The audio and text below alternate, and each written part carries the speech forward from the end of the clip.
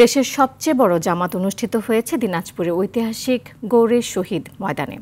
প্রখর রোদ আর তীব্র গরম উপেক্ষা করে দেশের বিভিন্ন জেলা থেকে আসা মুসল্লিরা এই জামাতে অংশ নেন। এছাড়া কিশোরগঞ্জের ঐতিহাসিক শোলাকিয়া ঈদগাহেও ঈদুল আজহার জামাত অনুষ্ঠিত হয়েছে। জেলা প্রতিনিধিদের পাঠানো তথ্যচিত্রে সারা দেশে ঈদ জামাতের খবর জানাচ্ছেন নাদিরা সুলতানা। দক্ষিণ এশিয়ার সর্ববৃহৎ ঈদগাহ দিনাজপুরের ঐতিহাসিক গৌড়ের শহীদ ময়দানে শান্তিপূর্ণভাবে পবিত্র ঈদুল আজহার নামাজ অনুষ্ঠিত হয়েছে। প্রখর রোদ আর তীব্র গরম উপেক্ষা করে দিনাজপুর ছাড়াও দেশের বিভিন্ন অঞ্চল থেকে এই জামাতে অংশ নিয়েছেন লাখো মুসল্লি। সকাল 8:30টায় দেশের সবচেয়ে বড় এই জামাত অনুষ্ঠিত হয়। কিশোরগঞ্জের ঐতিহাসিক শোলাকিয়া ঈদগাহে 198তম ঈদুল আজহার নামাজ অনুষ্ঠিত হয়েছে। সকাল 9টায় অনুষ্ঠিত জামাতে ইমামতি করেন মুফতি আবুল খায়ের মোহাম্মদ সাইফুল্লাহ।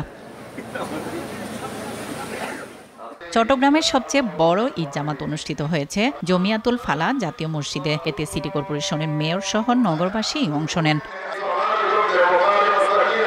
বরিশালে ঈদের নামাজ শেষে দেশ এবং মুসলিম উম্মার শান্তি সমৃদ্ধি কামনা করে দোয়া মোনাজাত করা হয়। খুলনায় প্রায় 4 শতাধিক মসজিদ ও ঈদগাহে নামাজ আদায় করেন ধর্মপ্রাণ মুসল্লিরা। তবে বৃষ্টির কারণে সার্কিট হাউস ময়দানে পানি জমে থাকায় ঈদের নামাজ অনুষ্ঠিত হয়নি।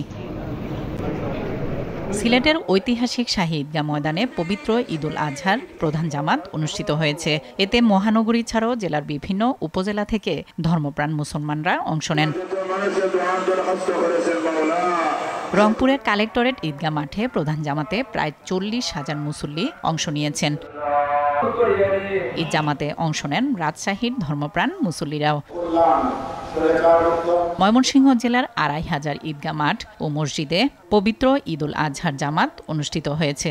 এছাড়া বাগেরহাট, চুয়াডাঙ্গা, ফরিদপুর, গোপালগঞ্জ, হিলি, কুমিল্লা, ফেনী, ভোলা, পটুয়াখালী সহ সারা দেশে ঈদ জামাত অনুষ্ঠিত হয়। নাদিরা সুলতানা, RTV।